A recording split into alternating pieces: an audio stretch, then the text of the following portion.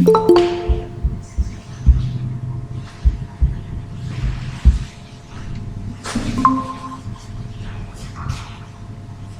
Morning ma'am. Good morning बच्चे।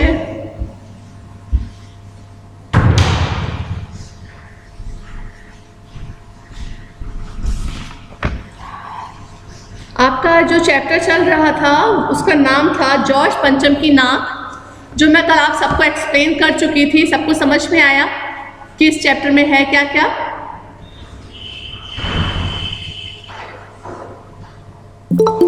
Class 10th है, मैं आप ही लोगों से बात कर रही हूँ। यस। ओके, तो आज उसमें से जॉर्ज पंचम की नाक में से मैं आपको कुछ प्रश्न बताऊंगी। मैं चाहती हूँ कि उसका उत्तर मुझे आपसे मिले सबसे, ठीक है? तो पहला प्रश्न आपके सामने है, इंग्लैंड की रानी एलिजाबेथ द्वितीय अपने पति के साथ कहाँ के दौरे पर आ रही थी? मैम, इंग्लैंड की रानी एलिजाबेथ भारत के दिल्ली शहर की में आ रही थी। बस, और कोई बताएगा कहाँ के दौरे पर आ रही थी? मैंने तैयारियों के बारे में नहीं पूछा बच्चे, अमरेंद्र। मैं सिर्फ इतना पूछूं, क्वेश्चन सिर्फ इतना है कि वो कहाँ के दौरे पर आ रही थी। मैम, दिल्ली राजधानी के दौरे पर आ रही थी। अच्छा, प्रखर, आकर्ष, सौम्या। रानी एलिजाबेथ अपने पति के साथ हिंदुस्तान, पाकिस्तान और नेपाल के दौरे पर आ रही थी। Very good Ananya. रानी एलिजाबेथ अपने पति के साथ हिंदुस्तान, पाकिस्तान और नेपाल के दौरे पर आ रही थी। ठीक है, ये चीज ध्यान रखिएगा। अगर आपने सिर्फ लिखा हिंदुस्तान के दौरे पर आ रही थी तो आपका जो उत्तर है उसके आपको पूरे मार्क्स नहीं मिलेंगे, क्योंकि वो 3 जगह के दौरे पर थी। ठीक है, अगर अमरेंद्र का जवाब तब ठीक होता कि भारत में कहाँ पर आ रही थी, तो नई दिल्ली में आ रही थी, भारत में दिल्ली में आ रही थी। ठीक है, तो अब आपका इसका जो उत्तर होगा कि वो किसके दौरे पे आ रही थी, तो उसमें आएगा हिंदुस्तान, पाकिस्तान और नेपाल के दौरे पर आ रही थी। फिर अगला प्रश्न है, रानी एलिजाबेथ ने अपने नीले रंग के सूट के लिए रेशमी कपड़ा कहाँ से मंगवाया था? मैम, उन्होंने अपने नीले रंग के सूट के लिए रेशमी कपड़ा मंगवाया था, जो कि भारत से आया था, जिसके लिए 400 पाउंड का खर्चा उठाना पड़ा। Very good. और कोई बताएगा कहाँ से आया था?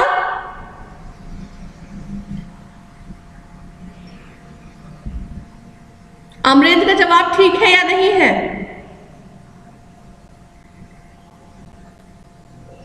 मैम ठीक है। यस, तो हिंदुस्तान से वो रेशमी कपड़ा मंगाया गया था रानी एलिजाबेथ के सूट के लिए। ठीक है, नेक्स्ट क्वेश्चन है आपके, मूर्तिकार ने जॉर्ज पंचम की नाक लगाने के लिए, मूर्तिकार को जॉर्ज पंचम की नाक लगाने के लिए क्या जानना चाहा? उसने क्या जानना चाहा था लगाने के लिए?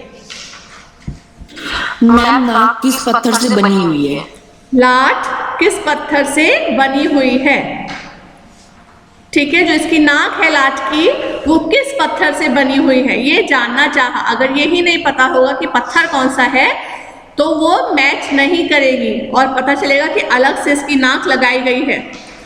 ठीक है, फिर है, कहीं कहीं गोरिल्ला युद्ध क्यों हुआ था? कहीं कहीं गोरिल्ला युद्ध क्यों हुआ था?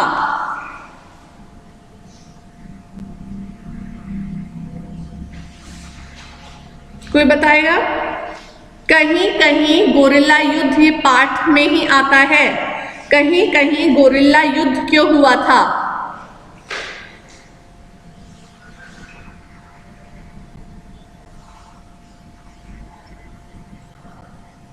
कहीं कहीं गोरिल्ला युद्ध है ताकि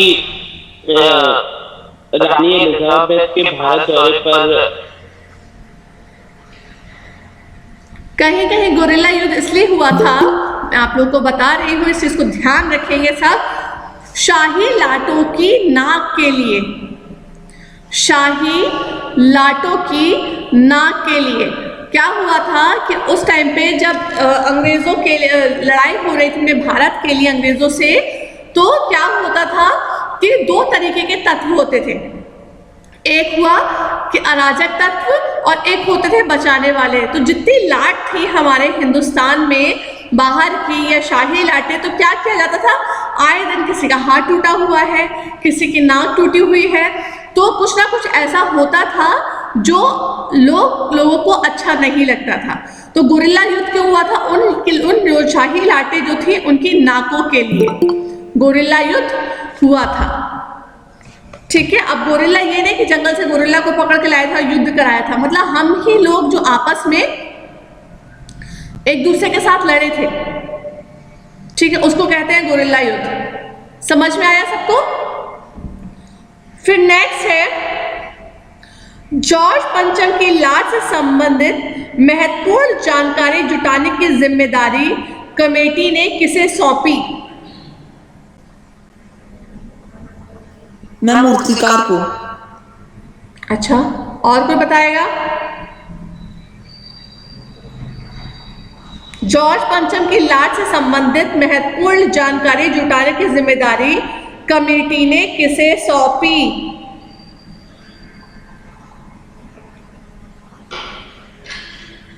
मतलब मेरे क्लास में एक प्रखर कोशिश कर रहा है, अनन्या दे रही है और अमरेंद्र दे रहा है, और पूरा क्लास शांत है, और मुझे जवाब क्षितिज की तरफ से भी आ जाता है, इसके अलावा नहीं आता। यस, किसको सौंपी थी? मैम हुक्कामों को सौंपी गई थी। किसको? हुक्कामों को। ये जो जिम्मेदारी थी बेटा सबसे पहले क्लर्क को सौंपी गई थी। क्लर्क को बुलाया गया था और बोला गया था कि ढूंढो ये नाक जो लगी है इसका पत्थर कहाँ से आया था, तुम फाइलों में छान मारो। सबसे पहले जिम्मेदारी किसको सौंपी गई थी? क्लर्क को। ये चीज आप लोग को ध्यान रखने वाली है, छोटी छोटी चीजें हैं, यही आपके प्रश्न आएंगे इस पाठ में से, इस तरीके के प्रश्न नहीं आएंगे, तो ध्यान रखिएगा। नेक्स्ट है आपका पहाड़ी प्रदेशों और पत्थर के खानों के दौरे के बाद मूर्तिकार ने पत्थर की किस के बारे में क्या कहा? दोबारा प्रश्न आपका रिवाइज करो, आप एक बार सुन लिए अच्छे से। पहाड़ी प्रदेशों और पत्थर की खानों के दौरे के बाद मूर्तिकार ने पत्थर की किस्म के बारे में क्या कहा? कि यह पत्थर विदेशी है।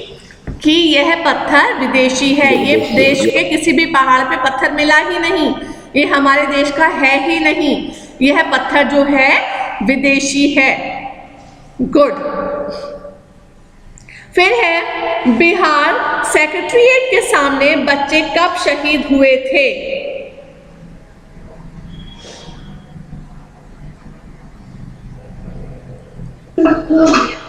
सन 42 में। सन 42। ये ध्यान रखिए भाई, बहुत छोटे छोटे से प्रश्न हैं, जिन बच्चों ने पाठ पढ़ा है वो इसका उत्तर दे पाएंगे, नहीं तो सब ऐसे शांत होके सुनते रहेंगे। फिर नेक्स्ट क्वेश्चन इज, जब रानी एलिजाबेथ द्वितीय हिंदुस्तान आने वाली थी उस समय यहाँ की जनसंख्या कितनी थी?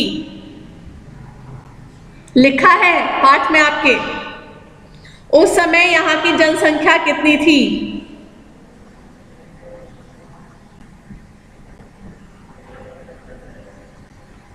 क्योंकि बोला गया है जिंदा नाक लगाने के लिए कि इतने लोग हैं, किसी की जिंदा नाक यहाँ पे फिट जरूर हो जाएगी, मूर्तिकार ने बोला था। तो कितनी जनसंख्या बताई थी? 35 करोड़। क्षितिज, अच्छा, और 40 करोड़। 40 करोड़। हर्षित ठीक है, क्षितिज थोड़ा सा बस पास ही पहुंचे थे। 40 करोड़, ठीक है। अगर लिखना चाहते हैं तो लिख लीजिए, 40 करोड़ उस समय जनसंख्या थी। फिर है पत्थर की नाक नहीं मिलने पर मूर्तिकार ने क्या राय दी? पत्थर की नाक मैं पत्थर की नाक ना मिलने पर मूर्तिकार ने यह राय दी कि अपने देश में कई भारतीय सेना वाली की मूर्ति है, उनकी नाक इसमें फिट आ सकती है। Yes, very good. इसके अलावा कोई? मूर्तिकार ने कहा कि हमारे देश में कई वीर हुए हैं जिनकी नाक इसके लाभ के लिए उचित है। क्यों ना ढूंढा जाए। मैं जाके पूरे भारतवर्ष का दौरा करता हूँ, कोई ना कोई नाक इसमें जरूर फिट हो जाएगी। ठीक है, अब है नेक्स्ट आपके आते हैं, ये थे अति लघु। अब इसके बाद आते हैं लघु उत्तरीय प्रश्न। ये थे अति लघु प्रश्न जिसमें आपको सिर्फ एक लाइन में आप आंसर दोगे तो आपका आंसर का नंबर आपको पूरे मिल जाएंगे। लेकिन लघु उत्तरीय में ऐसा नहीं होता है बेटा। लघु उत्तरीय प्रश्न में आपको कम से कम 3 से 4 लाइनें तो लिखनी होती हैं। ठीक है, तो अब आते हैं आपके लघु उत्तरीय प्रश्न। पहला प्रश्न है, मूर्तिकार ने नाक के लिए कहां जाकर किन नेताओं की मूर्तियों की नाक टटोली?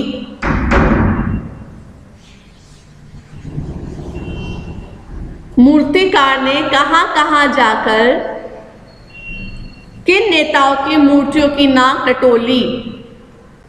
मैम सबसे पहले वो दिल्ली पहुंचा।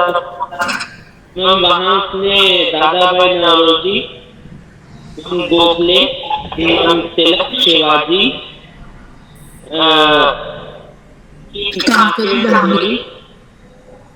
और मैम उसके बाद मूर्तिकार गुजरात गया।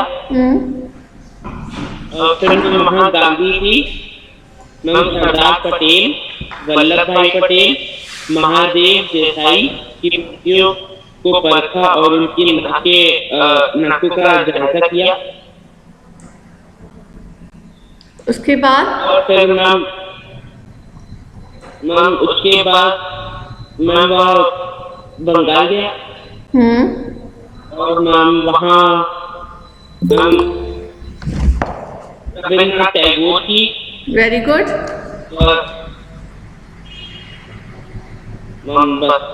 पंजाब भी गया था। और आपको ये याद रखना है कि आप जहाँ रहते हो यूपी, उत्तर प्रदेश में गया था। भगत सिंह के लिखा।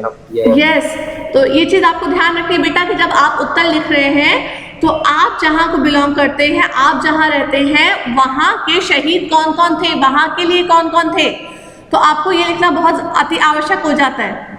ठीक है, अपने जो आपका राज्य है उसमें कौन कौन शहीद थे, उनकी कौन सी मूर्तियों की उसने जांच परख की थी, ये भी आपको याद रखना अति आवश्यक है। ठीक है, ये ध्यान रखिए। लेकिन बहुत अच्छे से प्रखर ने कोशिश की। वेरी गुड बेटा। तो एक बार मैं आप लोगों को समझा देती हूँ। लिखा है आपकी बुक में, मूर्तिकार जॉर्ज पंचम की नाप लेकर संपूर्ण देश के दौरे पर निकल पड़ा। दिल्ली से मुंबई, मुंबई जाकर दादा भाई नौरोजी, गोखले, तिलक, शिवाजी आदि की नाकें टटोली। मुंबई से गुजरात गया, गुजरात जाकर गांधी, पटेल, महादेव देसाई की मूर्तियों की नाकें टटोली। फिर गुजरात से बंगाल गया और रविन्द्रनाथ टैगोर, सुभाष, राजा राम मोहन राय की नाकें टटोली। बिहार जाकर शहीद बच्चों की नाकें टटोली। उत्तर प्रदेश गया और चंद्रशेखर आजाद, बिस्मिल, मोतीलाल नेहरू, मदन मोहन मालवीय और घबराहट में मद्रास पहुंचकर सत्यमूर्ति की मूर्ति को देखा। मैसूर, केरल प्रांतों का दौरा करता हुआ पंजाब गया और वहां जाकर लाला लाजपत राय, भगत सिंह की नाकों का निरीक्षण किया। मतलब पूरे हिंदुस्तान का यहाँ पे बताया गया है। तो आप लोग जहाँ जहाँ क्या याद रख सकते हैं कि कौन से प्रदेश के कौन से शहीद थे, वो आपके लिए आसानी हो जाएगी इस प्रश्न का उत्तर देने में। ठीक है, अब नेक्स्ट प्रश्न है आपका, रानी के दौरे का समय जैसे जैसे नजदीक आ रहा था वैसे वैसे सरकारी तंत्र के माथे पर बल पड़ते जा रहे थे। माथे पर बल पड़ने के क्या कारण थे? जैसे समय नजदीक आ रहा था, सरकारी तंत्र के माथे पर बल पड़ते जा रहे थे। बल पड़ने के क्या कारण थे, बताइए।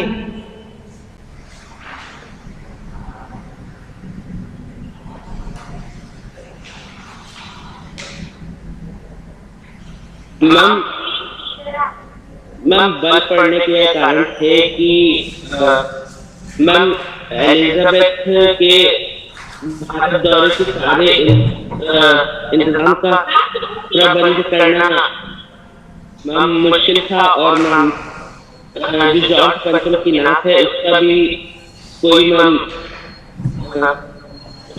हल नहीं निकल पा इंतजाम रहा नहीं हो था। पा रहा था। यस रितेश, आप बताओ। मैम रानी एलिजाबेथ के मैम भारत आने के पूर्व ही मैम जो जॉर्ज पंचम की लाश की नाक थी वो गायब हो गई थी। तो और मैम रानी जब आएंगी और मैम वहाँ पे नाक नहीं होगी तो यह चीज जो थी वो मैम सरकारी तंत्र के लिए बड़ी परेशानी की बात थी। Very good. तो अब मैम उनको जॉर्ज पंचम की लाश सही सलामत हालत में मैम उन्हें लाश पे लगानी थी। तो इसी बात की वजह से मैम उनके मैम क्वेश्चन से जो भी है हाँ, उनके माथे पर मैम बल पड़ रहा था। बल पड़ रहे थे। यस, वेरी गुड, बहुत अच्छी कोशिश है दोनों की, प्रखर की भी और क्षितिज की। क्षितिज ने अच्छे से कोशिश की। अब है यहाँ पर देखिए, मैं आपको उत्तर बता रही हूँ, इस तरीके से आप उत्तर लिखेंगे।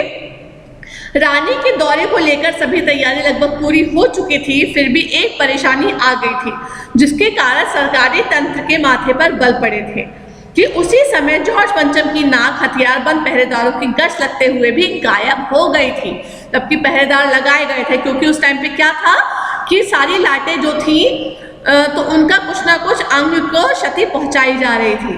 तो ये हुआ भाई, एलिजाबेथ आने वाली है तो जॉर्ज पंचम की नाक, मतलब जॉर्ज पंचम की मूर्ति है जो लाट है वो सुरक्षित रहनी चाहिए। तो पहरेदार लगाए गए, लेकिन क्या होता उस पहरेदारी के बीच में भी उनकी नाक गायब हो जाती है।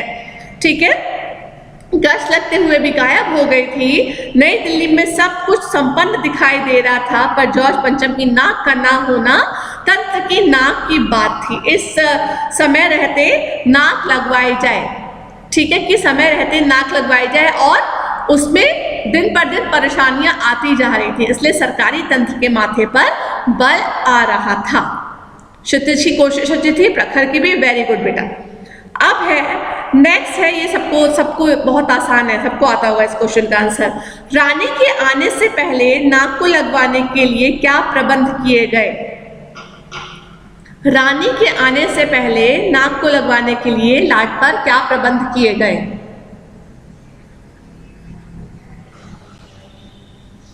मैम रानी के आने से पहले नाक को लगाने के लिए सबसे पहले पत्थर ढूंढे गए कि वह मूर्ति किस पत्थर की बनी हुई है। पत्थर ना मिलने पर जो मूर्तिकार था उसने हर जगह जाकर मूर्तियों के नाक का नाप देखा कि कोई सी मूर्ति का नाक अगर जॉर्ज पंचम की नाक पर फिट बैठता है तो वो हम ले आए। लेकिन मूर्तियों का भी कोई सा हल ना मिलने पर शहीद बच्चों की छोटी मूर्तियों का भी नाक की नाप ली गई, लेकिन उसमें से भी कोई नाक नहीं जॉर्ज पंचम के नाक पर नहीं बैठी। उसके बाद 40 करोड़ आबादी में से किसी एक असली नाक लगा दी गई थी जॉर्ज पंचम की नाक। Very good. अनन्या का जो जवाब है वो ठीक है, लेकिन पहले हमें प्रबंध बताने हैं कि प्रबंध क्या किए गए। तो यहाँ पे आप दे सकते हैं इसको पॉइंट्स में, जिस तरीके से यहाँ लिखा हुआ है। यस पार्थ, आप कुछ बोल रहे हैं बेटा? मैम पहले सरकारी फाइलें ढूंढी गई थी। Yes. और मैम फिर सभी पहाड़ों पर जाकर ब्यौरा किया गया था कि किस पत्थर का बना है, तो वो पत्थर मिल जाए। उसके बाद मैम 40 करोड़ आबादी में यह ढूंढा गया किसी की। फिर मैम स्वतंत्रता संग्राम सेनानियों की नाकों का नाप लिया गया, तो वह भी छोटी निकली। और छोटी नहीं निकली, बड़ी निकली। नहीं, वह बड़ी निकली है। लाट की नाक उससे छोटी निकली। हाँ। उसके बाद मैम सभी लोगों की नाक का नाप लिया गया, तो मैम वो भी बड़ी निकली। उसमें से किसी एक की नाक लगा दी गई। आप क्या बोलना चाह रहे हो? पार्थ पे कुछ बोलना चाह रहे हैं? यस पार्थ। मैम सबसे पहले देश के जो नेता थे उनकी एक मीटिंग बुलाई गई, जिसमें यह कहा कि जो मूर्तिकार है उसको बुलाया जाएगा और उससे बोला जाएगा कि जो लाट की नाक थी उसको ठीक किया जाएगा। उसके बाद मूर्तिकार ने जो वहाँ लोग मीटिंग में लोग बैठे हुए थे उनसे कहा कि वो देखना चाहता है कि नाक किस पत्थर की बनी है। तो इसीलिए उसको इस खोज के लिए भेजा गया और वो जगह जगह जाकर उसने देखा कि जो नाक का पत्थर है वो फॉल्स है, किंतु भारत में ऐसा कोई पत्थर ही नहीं था।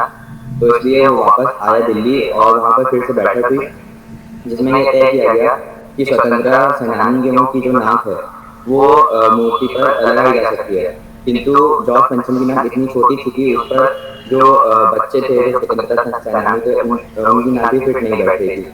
इसलिए अंतिम में यही तय किया गया कि 40 करोड़ में से किसी एक नाक को वहाँ पर लगा दिया जाए। Good, very good. मतलब ये सुन के खुशी हुई कि आपको सबको इस कहानी का कथानक पता है कि ये कहानी में है क्या। लेकिन बेटा ये चीज़ ध्यान रखेंगे, बहुत अच्छा क्षितिज, प्रखर, पाठ सब में बहुत अच्छा, अमरेंद्र, अनन्या ये बच्चे जवाब दे रहे हैं। बस ये चीज़ ध्यान रखनी है आपको बेटा एग्जाम टाइम पे कि जब लघु उत्तरीय प्रश्न है तो आपको उसको उतना ही छोटा बनाना है कि आप उसका जवाब, नहीं तो आपका टाइम वेस्ट होगा बेटा। आप बहुत लंबा लिख तो लोगे क्योंकि आपको आता है, लेकिन नंबर तो आपको 2 ही मिलेंगे, ठीक है। तो आपको जो अपना जवाब, जो उत्तर लिखना है वो 2 नंबर के अकॉर्डिंग ही लिखना है। ये चीज़ आप सब ध्यान रखेंगे। आप लंबा चौड़ा लिख देंगे, आपको आता है आप लिख देंगे, लेकिन आपको क्या होगा, टीचर के पास टाइम नहीं होगा कि आपका इतना लंबा सा जवाब पढ़े लघु उत्तरीय प्रश्न में। उसका दिमाग कहाँ होगा कि आपका उसे पत्र पढ़ना है, आपका अनुच्छेद लेखन उसको पढ़ना है, ठीक है, और दीर्घ उत्तरीय प्रश्न पढ़ना है। लघु उत्तरीय प्रश्न में कोई इतना टाइम नहीं देगा। तो आपको किस तरीके से लिखना है वो मैं आपको बता रही हूँ, सब ध्यान देंगे। आपको लिखना है रानी के आने से पहले नाक कैसे लगवाई जाए, इसके लिए निम्नलिखित प्रबंध किए गए। नंबर 1, देश के खैर ख्वाहों की मीटिंग बुलाई गई और मसला पेश किया गया कि क्या किया जाए। नंबर 2, उच्च स्तर के निर्णय लिया गया कि हर हालत में नाक होना जरूरी है, कैसे नाक लगवाई जाए। नंबर 3, अंत में निर्णय हुआ और एक मूर्तिकार को दिल्ली आने का हुक्म दिया गया और मूर्तिकार दिल्ली में हाजिर हुआ। बात खत्म, ठीक है। यहाँ पे नहीं पूछा गया है कि उसको क्या क्या मशक्कत करनी पड़ी या मूर्तिकार ने क्या क्या किया नाक लगाने के लिए। यहाँ पे सिर्फ पूछा गया था कि रानी के आने से पहले नाक को लगवाने के लिए क्या क्या प्रबंध किए गए, ठीक है। सरकारी तंत्र ने क्या किया, मूर्तिकार की अभी यहाँ पे नहीं पूछा गया है। अब next question, sorry Ananya, ma'am please repeat the answer, ma'am मेरा नेटवर्क चला गया। ऑलराइट, यहाँ पे उत्तर आप इस प्रकार लिखेंगे, रानी के आने से पहले नाक कैसे लगवाई जाए इसके लिए निम्नलिखित प्रबंध किए गए। नंबर 1, देश के खैर ख्वाहों की मीटिंग बुलाई गई और मसला पेश किया गया कि क्या किया जाए। नंबर 2, उच्च स्तर पर निर्णय किया गया कि हर हालत में नाक होना जरूरी है, कैसे भी नाक लगवाई जाए। फिर नंबर 3, अंत में निर्णय हुआ और एक मूर्तिकार को दिल्ली आने का हुक्म दिया गया और मूर्तिकार दिल्ली हाजिर हुआ, ठीक है। ये था आपका इसका उत्तर। फिर है नेक्स्ट क्वेश्चन इज, मूर्तिकार दिल्ली आया और उसकी आंखों में आंसू आ गए, क्यों? मूर्तिकार दिल्ली आया और उसकी आंखों में आंसू आ गए, क्यों? यस बेटा। मैम मूर्तिकार ये तो कलाकार था मगर पैसे का लाचार था। आते ही उस दादों के चेहरे देखे, अजीब परेशानी थी उन चेहरों पर। कुछ लड़के कुछ उदास और कुछ बदहवास थे। उनकी हालत देखकर लाचार कलाकार की आंखों में आंसू आ गए।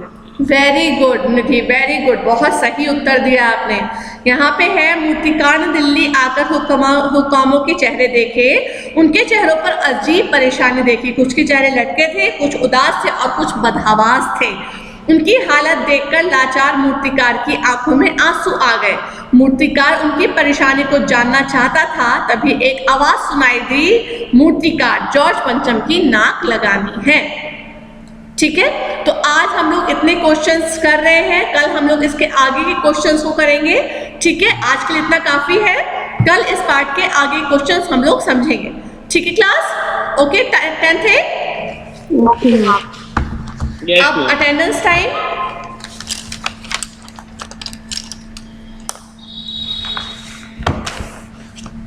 आद्या,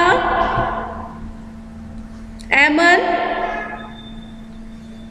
आकर्ष, Aqsa, Aljufin, Amarendra, present ma'am. Anaba, Ananya Jaiswal, present ma'am. Ananya Jaiswal, present ma'am. Antara, Anushka, present ma'am. Arpit Lewis, Arpita Singh, आस्था,